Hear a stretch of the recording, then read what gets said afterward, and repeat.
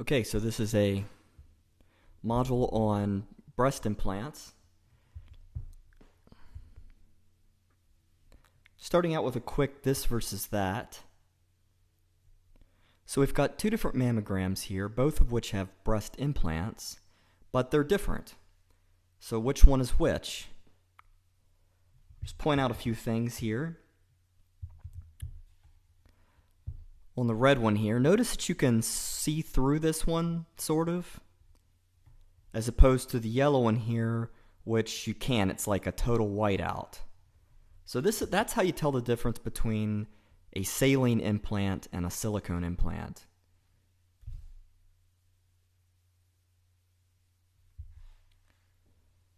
So this is the general scheme of things. There's basically two main types of breast implants. You can have saline or silicone, and then they can be subglandular or subpectoral in location.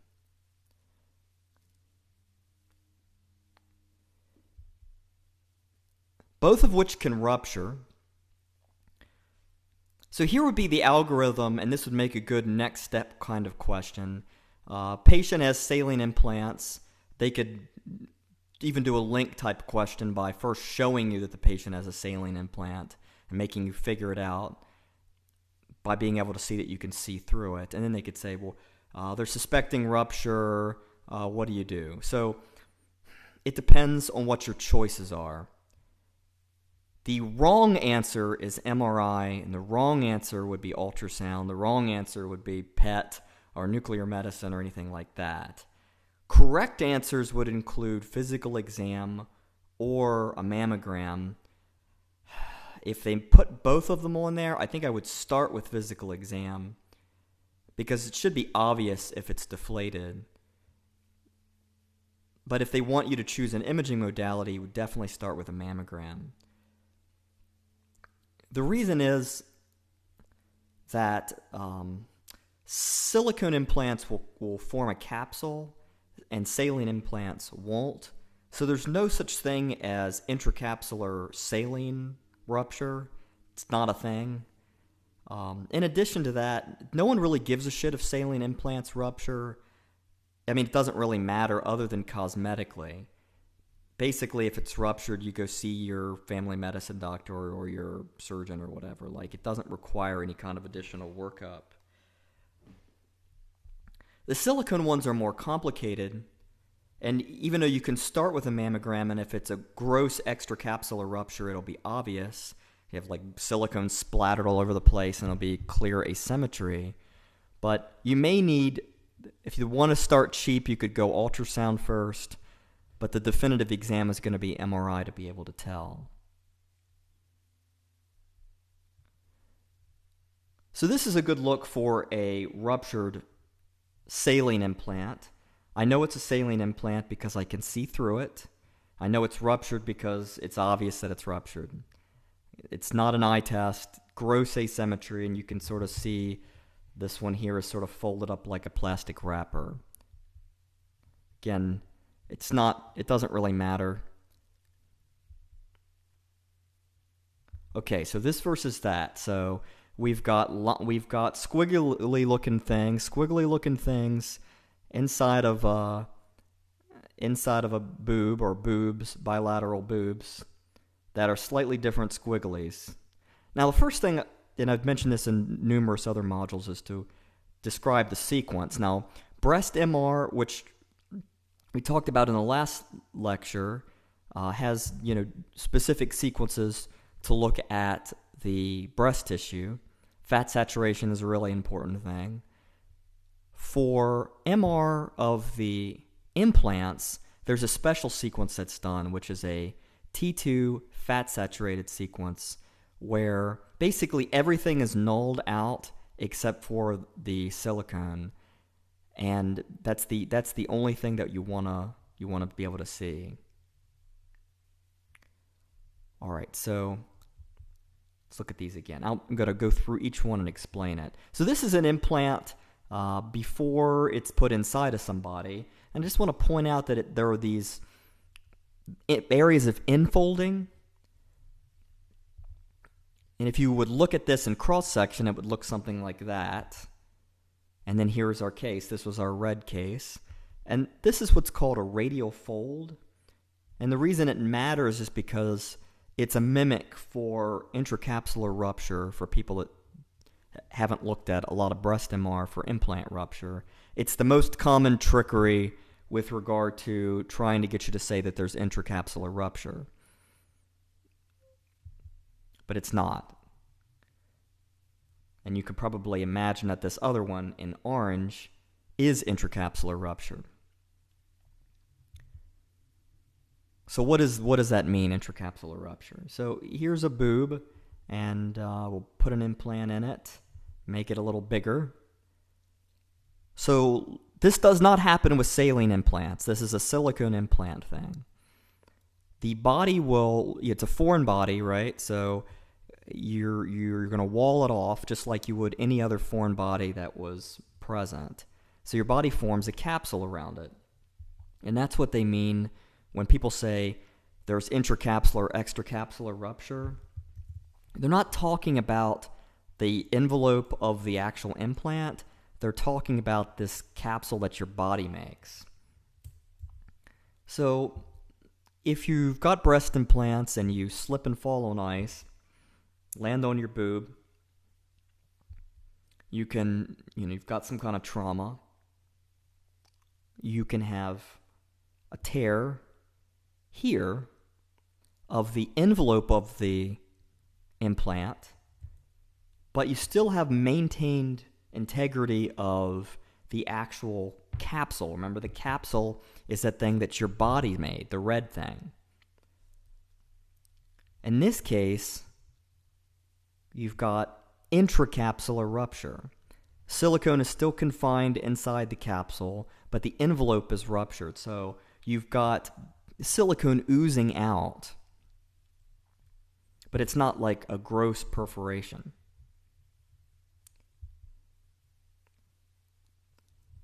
And these things sort of look like, well, the buzzword is going to be like a linguine, like a piece of linguine, like this guy. Sometimes you'll see it where it's floating full on like that. I've got a case of that I'll show later. Notice that this piece here is not attached to the wall. That's a big difference between that and radial folds. Radial folds, everything is sort of attached. This thing, you can see you can imagine that there's a tear here, like right there. Like it's intact here, and then there's a hole there. And that makes up about 80% of cases. So this is the majority of implant rupture is isolated intracapsular rupture. So here's scenario 2. You've had an injury that violates both the envelope of the implant as well as the fibrous capsule. And this is what they'll call extracapsular rupture. But I want to point out that if you have extracapsular rupture, you've also ruptured the envelope of the implant because there's no other way to get silicone out. So you've got, here's your linguine sign, here's your intracapsular rupture, and then you also have silicone outside of the envelope, so that's your extracapsular rupture. So you've got both, and this is the 20%. So 80% isolated intracapsular, 20% intra and extra. So can you have isolated extracapsular rupture? No intracapsular, just extracapsular. Is that a thing? In other words, can you have silicone here, but not there? No, you can't, right? That's not possible. So this is another thing that's, because it's confusing, makes a good question. You can have isolated intracapsular, like I said, just the envelope is torn, but it's inside that fibrous cup. And you can have intracapsular and extracapsular, but you can't have extracapsular by itself. So just a rapid review here. This is a radial fold. This is your linguine sign of your intracapsular rupture, and this is both.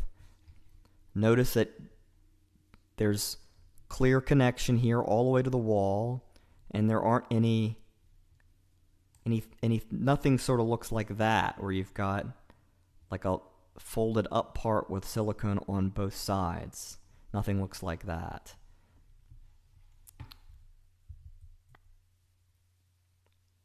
All right, so here's an ultrasound case. This is an Aunt Minnie. This is the so-called snowstorm appearance. I actually think this looks like a snowstorm. It's like pretty accurately described.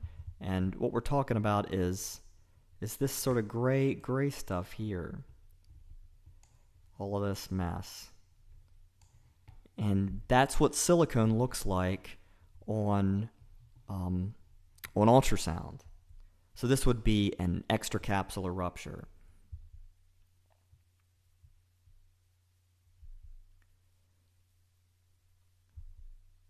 So this person has had a history of implants, and we notice that they've got these high-density lymph nodes. So if you were presented with a next step question here, you would have to say ultrasound, and then you ultrasound these high-density lymph nodes, and it looks just like the last case.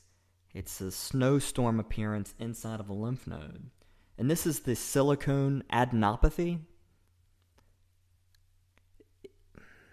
If you see this, they want you probably to, in the setting if the patient still had implants. This person doesn't have them anymore. But let's say they had implants and they were suspecting rupture, they've had a trauma, and you note that. The next step would be to get an MRI to look for an intracapsular rupture because you may be leaking a small amount of silicone. But it doesn't mean for sure that you have had a rupture because there's this entity called gel bleed, which basically is the normal transudation of microscopic amounts of silicone through the intact shell. A lot of those like squishy children toys are made of silicone. They get really gross when they're like hanging out on the floor. They get like dog hair and stuck to them. If you ever pick one of those up, your hands feel a little sticky sometimes afterwards. That's gel bleed, and the same thing is going on there. But the take-home point is silicone outside of the implant on ultrasound has this very classic snowstorm appearance. Nothing else really looks like that. So here's some quick rapid review on implants, some testable stuff that I think is testable trivia. First, implants are not a contraindication for corneal biopsy. You can still biopsy the breast even if they have implants. You just have to pay attention to what the hell you're doing. Yes, you can puncture an implant with a biopsy needle. Even with an FNA needle, you could potentially deflate a saline implant if you're an idiot and you don't know what you're doing. But it's not a contraindication.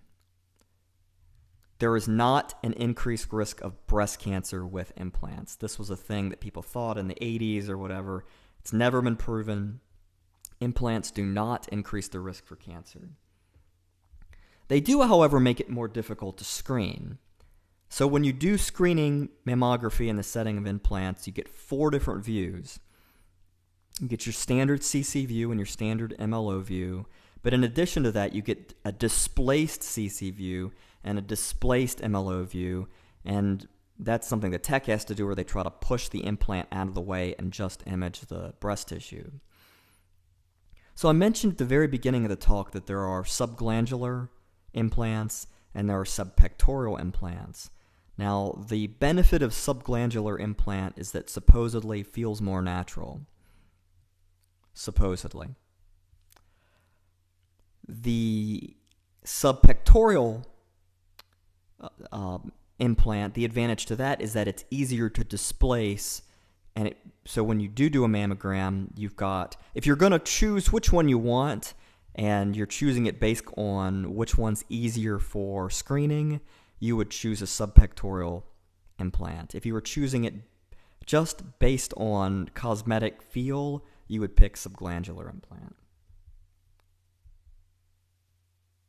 And that's it. It's the end of the breast series. That's the end of this talk.